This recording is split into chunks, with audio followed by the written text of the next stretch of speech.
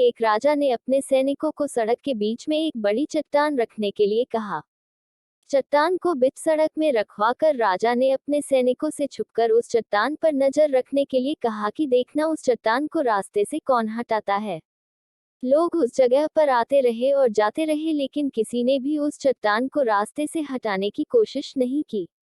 उस चट्टान के पास से लोगों के गुजरने वालों में राजा के कुछ करीबी लोग और शहर के बड़े व्यापारी भी शामिल थे, और उनमें से कुछ लोग तो राजा को ही कोसने लगते कि क्या राजा इस चट्टान को भी रास्ते से नहीं हटवा सकता।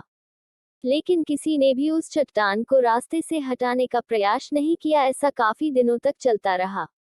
एक दिन एक किसान अपनी सब्जियों के साथ उधर से गुजर रहा था। उसने चट्टान को रास्ते में पड़े देखा और सोचा कि सबको इस चट्टान की वजह से कितनी तकलीफ हो रही है। उसने अपनी मजबूत लाठी से उस चट्टान को एक तरफ धकेलने की कोशिश शुरू कर दी। काफी कोशिश के बाद वह उसे सड़क से हटाने में कामयाब हो गया।